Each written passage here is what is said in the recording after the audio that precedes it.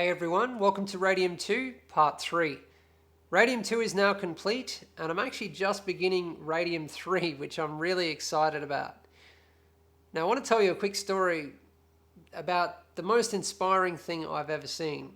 I was sent a message and some photos, it was probably about a year ago, I think it was on Facebook. And it was somebody who was starting a business, who wanted some advice, and he said, take a look at my mods. And these amazing photos. He was in Africa in a hut with a dirt floor, a mud hut, with these laptop casings hanging, and he was spraying them, so he was fixing old laptops and modding them. And I just thought, people who can create something from nothing with such adversity is just so inspiring. There's so much against them, and I'm sure every person they talk to says, no, don't even bother, you're just going to fail. My beginnings weren't that bad, but it does remind me of how I started. And, I remember everyone just saying, no, it's never going to happen. And, you just have to stay focused on what you're passionate about and not let doubt ever creep into your mind. But, doubt does get in, but you just have to remember that life is, like a boxing match. You're just going to keep getting hit, and you have to keep getting up, no matter how big and terrible what you're facing seems. I'm going to start by covering the case mods that we've done for this build. Even though the case still looks fairly standard, we've actually done a lot of mods here. And it was mostly to just fit this amount of components, but also due to this case design not really being for water cooling. So first of all, there's the obvious one that I mentioned in the previous part of the build log, for the Aquarius 6 Pro. We also thought about mounting this up on top of the mid plate here, but the power supply is only 5mm away from the mid plate. Put it this way, we were very lucky to fit the Aquarius 6 where it is.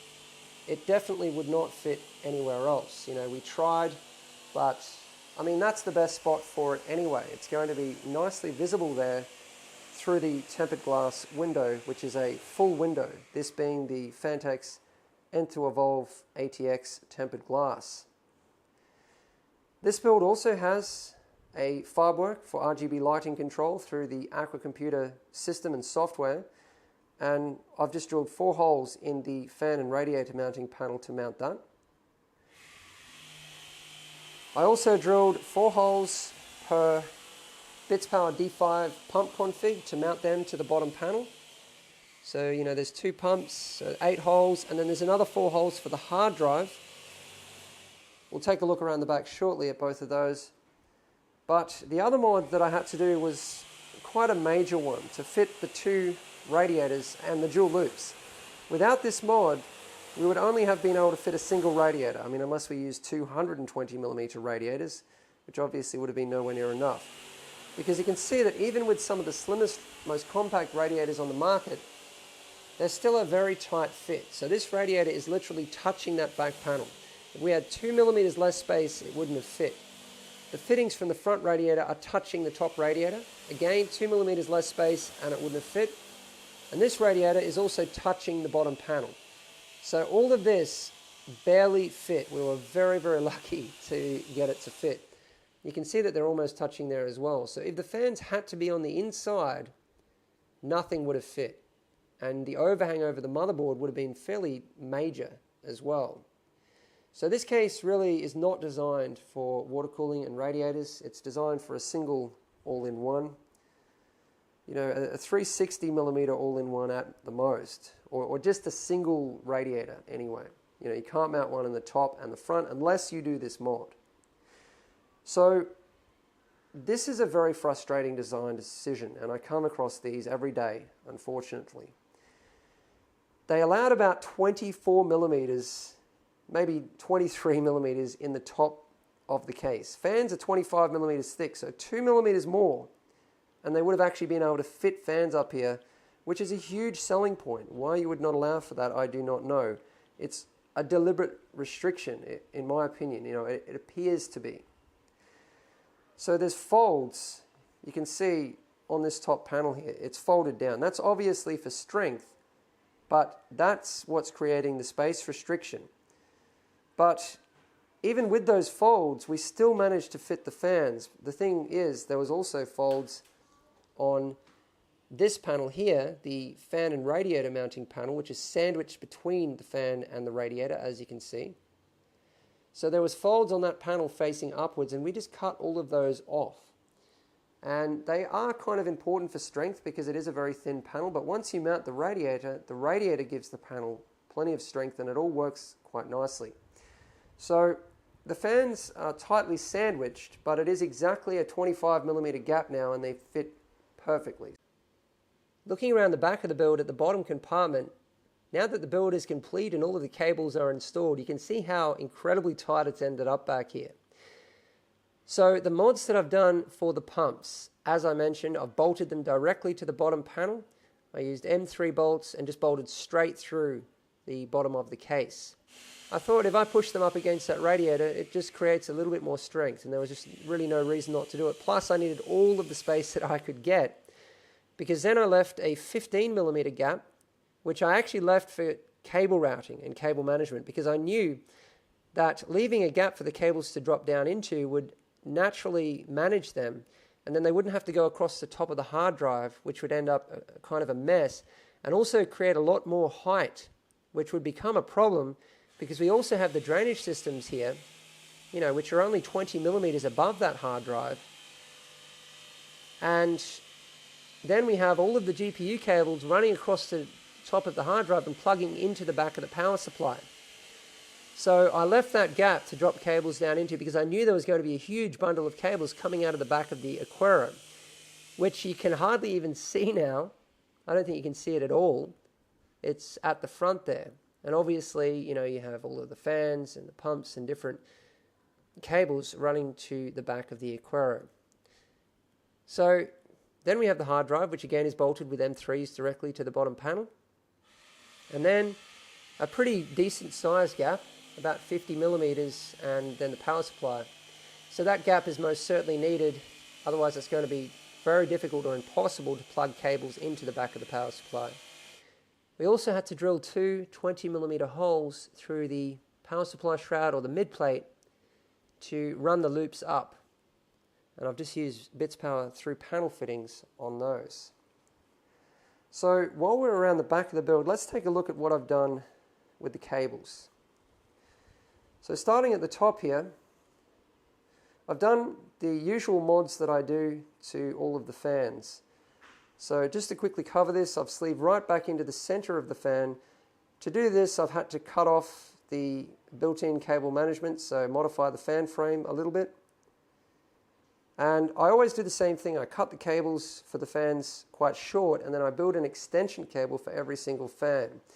That way, every fan gets an extension cable instead of some fans getting them and some fans not.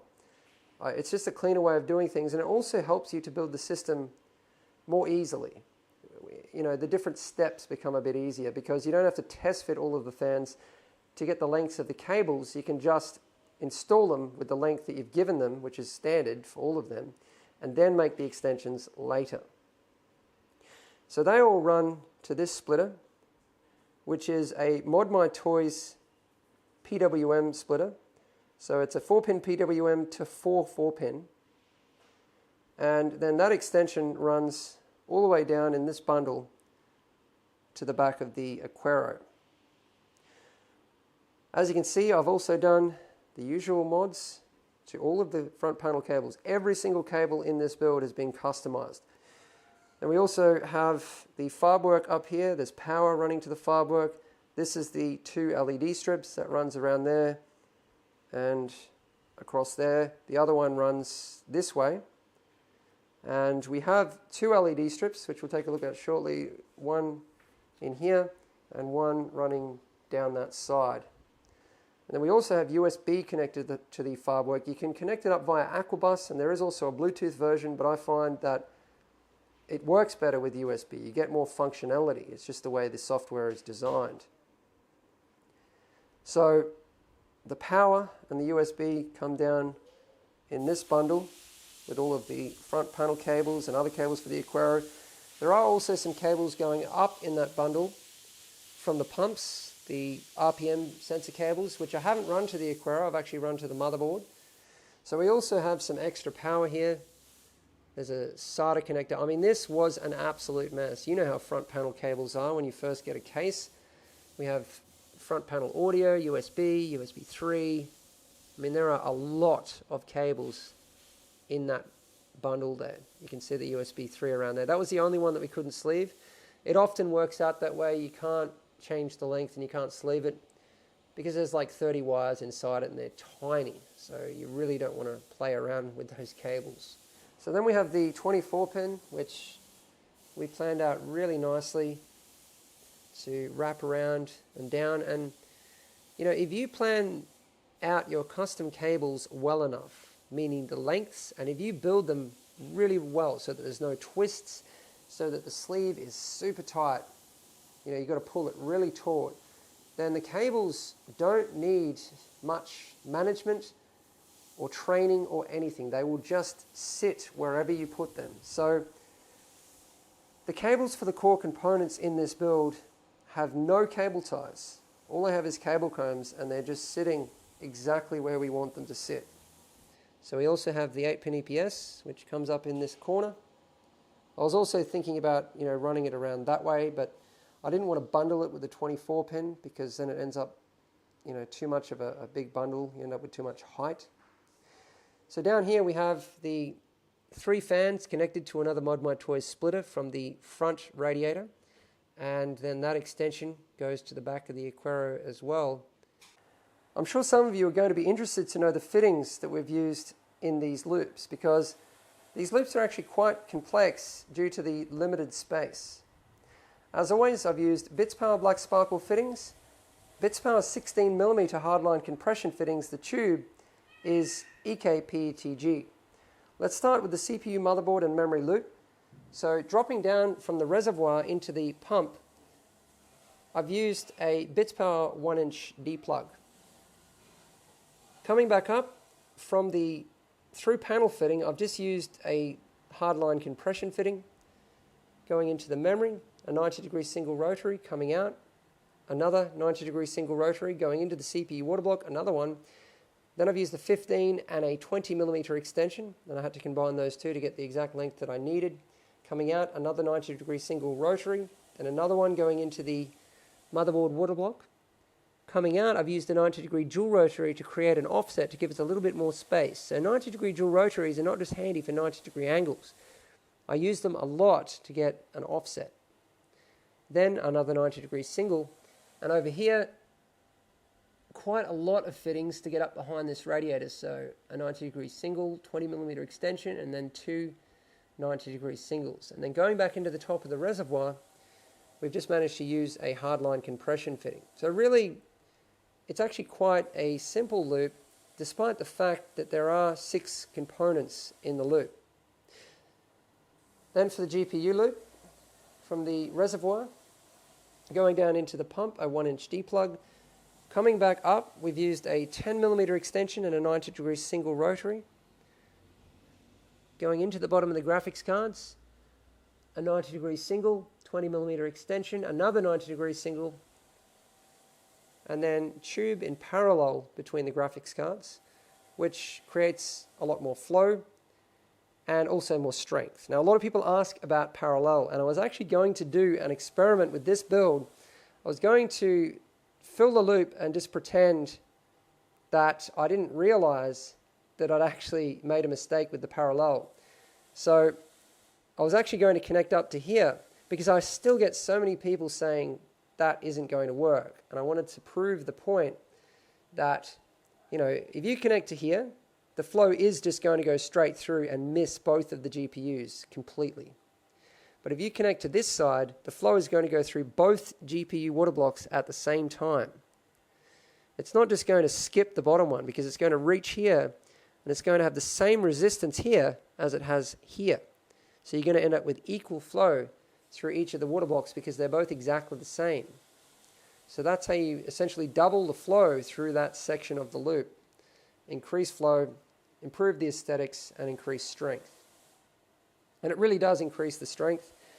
You know, there's a lot of weight on those cards, mainly once they're water cooled, a lot of weight back on those slots, and you know, it helps to prevent sag as well. So coming out, a 10mm extension, which you have to use to get up to the correct height to get over the backplate, 90-degree single rotary. And going into the radiator, we had to use a 90-degree dual rotary to get an offset. And then coming out, a 30mm extension, 90-degree single rotary, medium telescopic fitting, and a 10mm extension going back into the top of the res. And no, I couldn't just go to the large telescopic fitting because it was actually too big, so I had to use that extension. And that was really the only way I could do that. I tried quite a number of different configurations.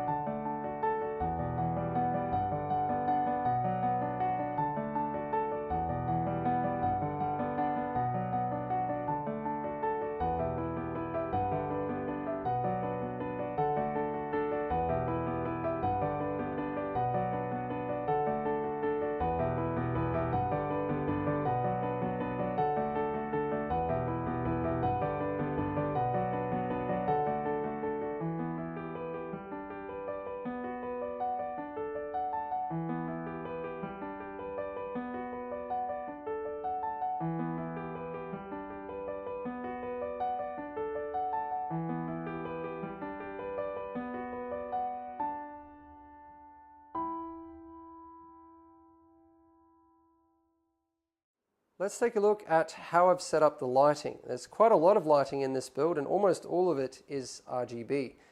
So we've already had a quick look at the Fabwerk, and this runs two Aquacomputer 30cm RGB LED strips.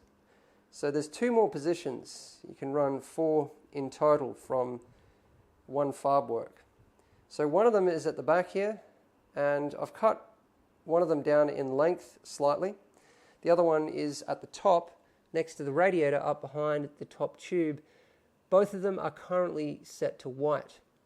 I've also added dark side 3mm white LEDs to the SingularityComputers Protium reservoirs.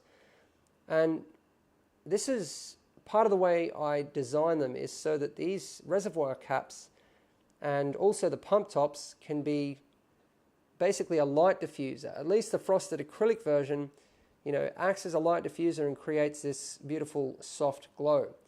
The polished acrylic version also works quite well. It puts out a fair bit of light, mainly into the coolant, but you know, it's just a bit of a different effect, a bit more of a kind of hard light.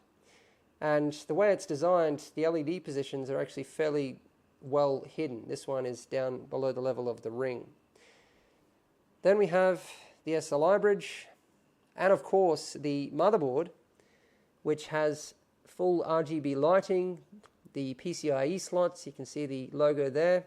The SingularityComputers logo, this is just one of the features of the Aquero. You know, you can create any logo or text and, you know, put your own in there. The thermal design in this build is quite basic. We just have the 6 120mm radiator fans. So the 3 on the front are drawing the air in, and you can see that they're spinning quite slowly right now, actually at precisely 20% of their RPM. And that is thanks to the Aquero 6 Pro and the fan curves that I have configured.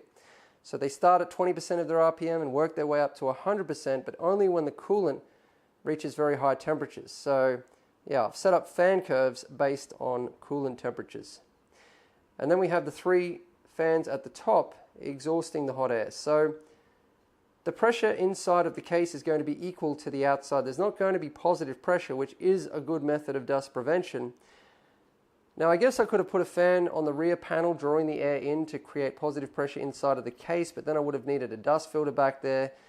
And I'm a minimalist, and you know, dust prevention, at least we have a dust filter on the intake. That is the main thing, and also the fact that we are working with convection, which is extremely important. And then obviously the power supply is just a closed loop of airflow, drawing the air from the bottom and pushing it out the back. Looking at the custom cables around the front of the build, there's not a whole lot to see, which is certainly the way that it should be. So you can see what I've done with the PCIe cables. You always have a lot of different options with these cables. You usually also have the option to go out to the side, but definitely not in this build with the amount of components that we have. But luckily you have the option to go down through the power supply shroud, which I much prefer anyway. I love running the PCIe cables vertically. I mean, it depends on the build, but it just looks so clean. So the obvious thing to do if you're going to run the cables vertically is to run them on top of each other. But if I did this, they don't fit through the hole, so it wasn't possible without some more mods. But also there wasn't enough room to do that anyway. Because of the way they connect to the power supply, it would have infringed on the installation of the Aquaro and all of the other components that we have down there. So what I did is something that I don't often do with my PCIe cables. The one on the outside also connects to the outside on the power supply, and the one on the inside also connects to the inside on the power supply, this side. So what it means is that the cables run side by side all the way from here. So just there where you can see they're all sitting next to each other, they do that all the way to the power supply. So underneath it means they lay very flat, very symmetrically, and you know, even though they're out of sight, they are perfectly symmetrical, clean, and you know, it was the best way to do things for this build. It worked out very well. But to do that is not easy because each cable has to be a different length, and it has to be the perfect length so that it fits inside of the next cable. So it takes a lot of test fitting. So the 24 pin, just the usual, wraps around. Couldn't quite go perfectly horizontal because of the way the hole lines up. And then the 8-pin EPS, of which there is just one, you can barely see up there because of that tube, but it's a really nice and clean fit. And there's no other cables that you can see here. I mean, we have the pump RPM cables connecting just there, both of them next to each other, to the CPU fan header and the CPU OPT fan header. And then this fan header here runs the two dark side 3mm white LEDs that I have in the SingularityComputers Protium reservoirs. So it's good to run them from a fan header. It saves, you know, running extra Molex and having more unnecessary cable mess. Let's take a look at the performance and temperature results.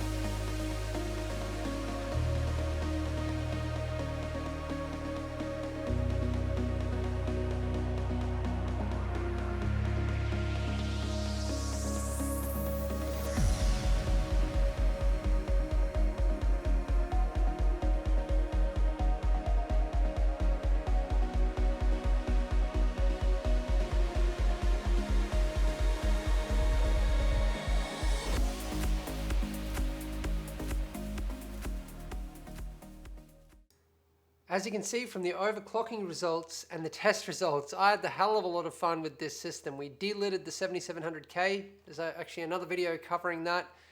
And we took this thing to 5.1 gigahertz in a 40-degree ambient temperature, and it was still 24/7 stable with decent temperatures. There was a sweet spot at 5 gigahertz, but the performance gains were just awesome. I haven't had this much fun for a very long time. I'd love to say a whole lot more, but that sums up this build log. Thanks for watching, and remember that none of this would be possible without our patrons. And also remember to put your questions for the build log Q&A.